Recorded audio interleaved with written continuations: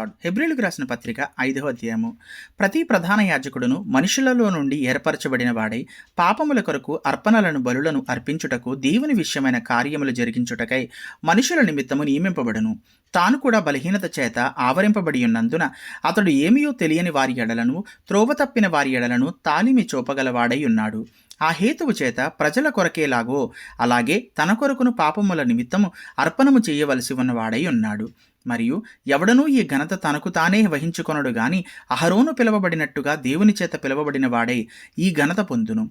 అటువలే క్రీస్తు కూడా ప్రధాన యాజకుడగుటకు తన్ను తానే మహిమపరుచుకొనలేదు గాని నీవు నా కుమారుడవు, నేడు నేను నిన్ను కనియున్నాను అని ఆయనతో చెప్పిన వాడే ఆయనను మహిమపరిచెను. ఆ ప్రకారమే నీవు మెల్కీసెదెకు యొక్క క్రమము చెప్పున నిరంతరము యాజకుడవై ఉన్నావు అని మరి ఒక చోట చెప్పుచున్నాడు.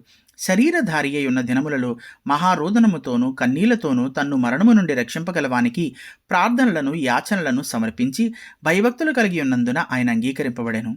ఆయన కుమారుడై ఉండి తాను పొందిన శ్రమల వలన విధేయతను నేర్చుకునను. మరియు ఆయన సంపూర్ణ సిద్ధి పొందినవాడై మెల్కీసెదెకు యొక్క క్రమములో చేరిన ప్రధాన యాజకుడని దేవుని చేత పిలువబడి తనకు విధేయులైన వారికందరికీ నిత్యరక్షణకు కారకుడాయను. ఇందును గూర్చి మేము చెప్పవలసినవి అనేక సంగతులున్నవి గాని మీరు వినుటకు మందులైనందున వాటిని విశదపరచుట కష్టము.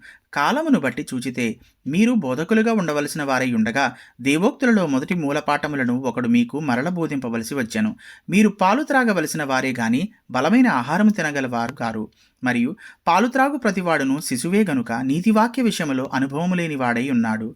వయస్సు వచ్చిన వారు అభ్యాసము చేత మేలు కీడులను వివేచించుటకు సాధకము చేయబడిన జ్ఞానేంద్రియములు కలిగి ఉన్నారు గనుక బలమైన ఆహారము వారికే కతగును. Thank you.